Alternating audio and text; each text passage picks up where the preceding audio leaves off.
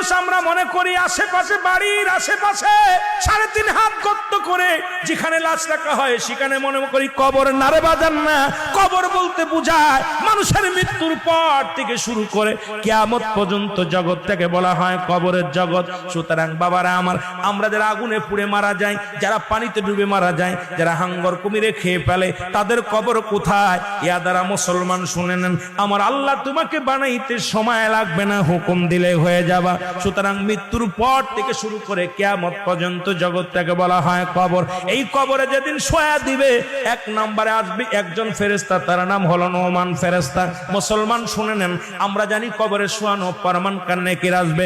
এই ভাইরা আমার, মান কান্নেকির আসার আগে নোমান ফেরেশতা আসবে, কবরে ঢুকে যাবে। সব মুসলমান ডাকতে বলবে, ভাই ওঠো, তোমার ভিতরে রূহটা দেয়া হলো।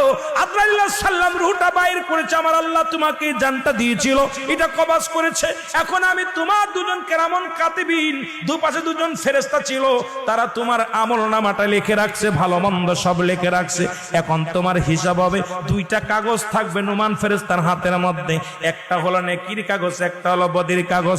এইবার হাতের মধ্যে দিবে, ভাইরে তুমি লেখো, এই তোমার আমলনামাটা লেখো।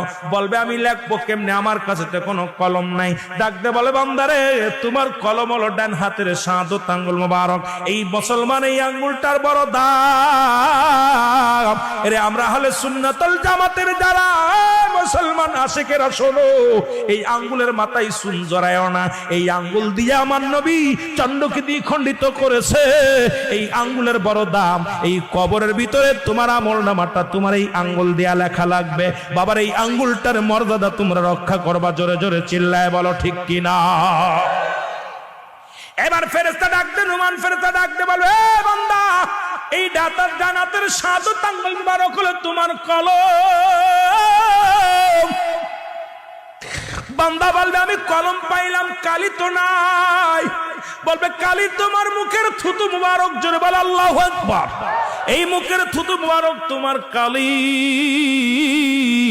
আমি আপনাদের 2টি পায়ে ধরে বলে যাই, এই মুখ দিয়ে গাজায় টান দিস না, এই মুখ দিয়ে মদে টান দিস না, এই মুখ দিয়ে বিড়ি সিগারেট খাস না, এই মুখ দিয়ে কাউকে গালি দিস না।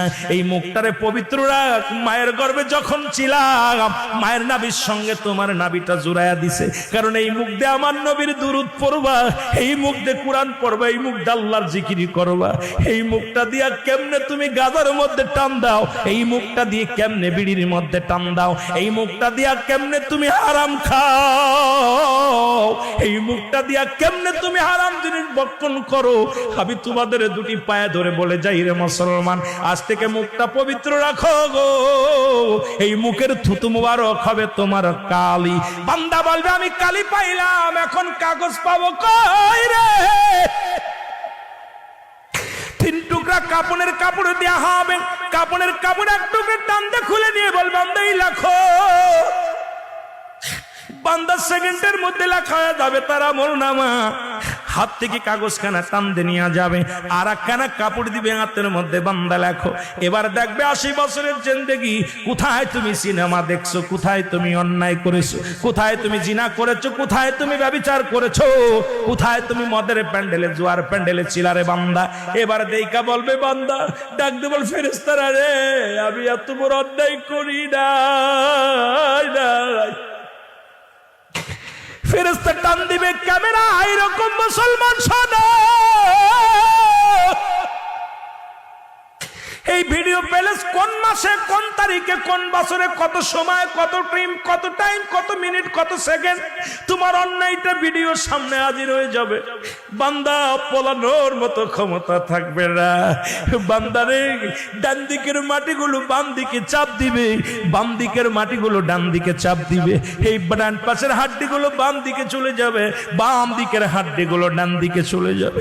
এই কবরের ভিতরে এই নুমান মুসলমান শোনো, ফেরেশতা তোমার